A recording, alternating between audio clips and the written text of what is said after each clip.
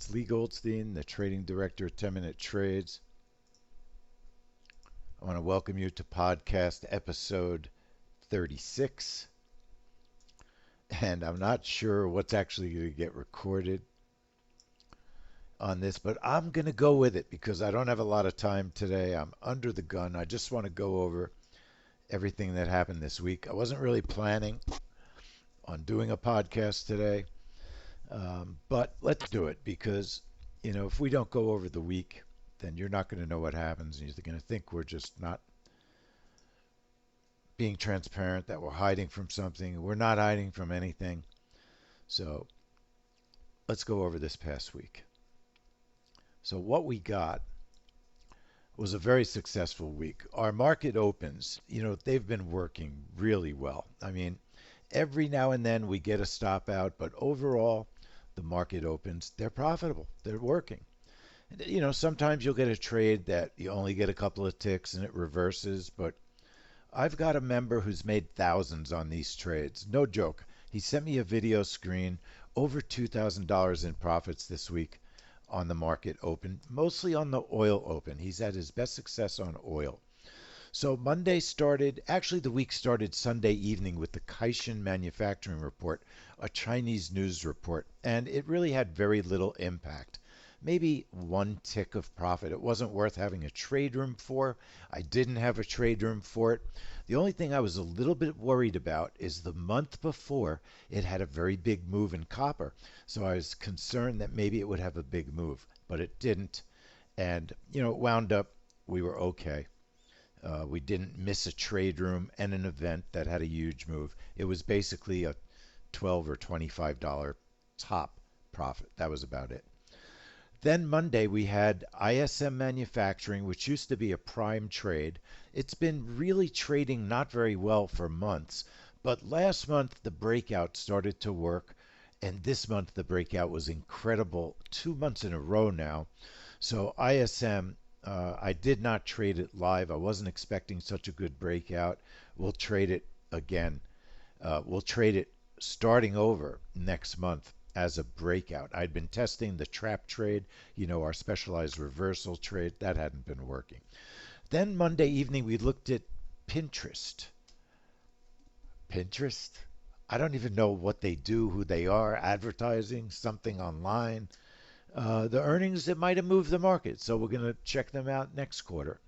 That was an earnings play. But our almost trade of the week, almost trade of the week was a midnight trade room on Tuesday. One of my favorite reports, the Australian rate statement. We told our members, be patient, wait for the report to move. That's exactly what it did. It was an easy multi-$100 trade depending on the number of contracts. So if you see me get up and go into a trade room at midnight, my time, Eastern time, come to the trade room. I'm not trading in sim at midnight. I'm trading real live money. And we made hundreds of dollars on that Australian rate statement. It's a great trade.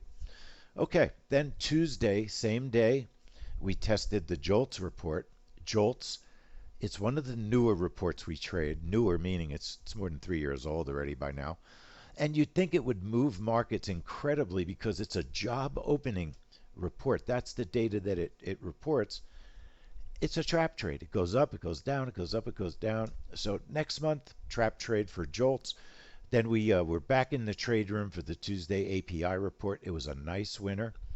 And we have a second trade that we know now to take on the API. So come into the trade room for possibly 2 trades on the API report.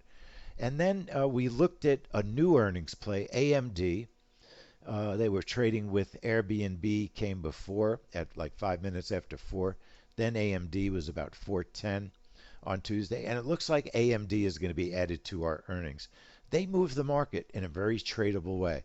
And PayPal might have done the same. They released at 4:15 on Tuesday. So I would say that we have at least 3 or 4 extra earnings trades for next quarter. Twitter is a yes. AMD is a yes. PayPal on the fence. And then we're going to be looking at Disney this week, and we're going to be looking at Walmart next week. There's others too that I'm not remembered. Tuesday night we were watching Australia retail sales, no trade room, no impact.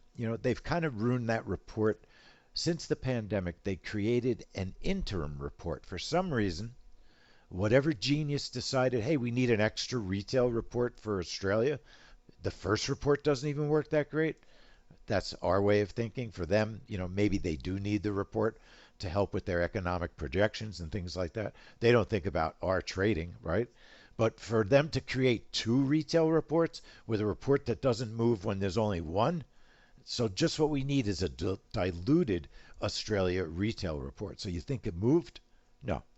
So Australia retail sales, maybe they'll make a third report just to make our life more enjoyable. Then on Wednesday, we had, of course, the market opens. Like I said, they've been working, a couple of stops here and there overall. NQ Open is even working for us.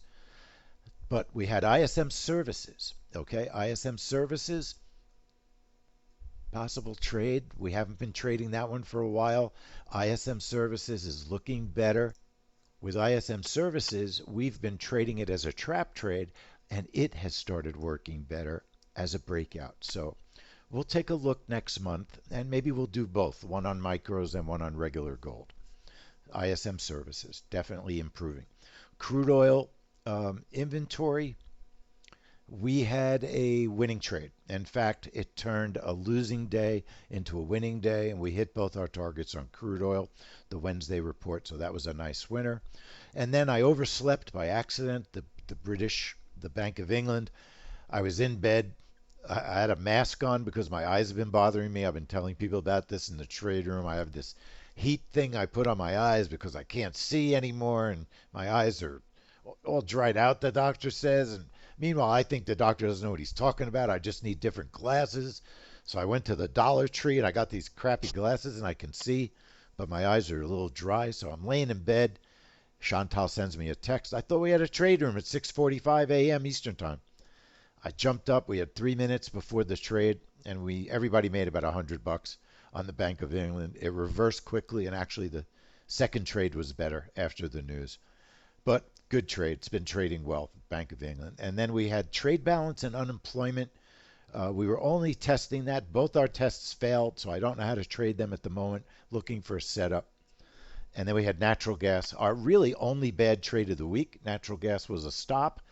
And we've made so much money on natural gas compared to how much we've lost in the past months. Having a stop, it's going to happen. It's going to happen. I would anticipate a winning natural gas trade next week.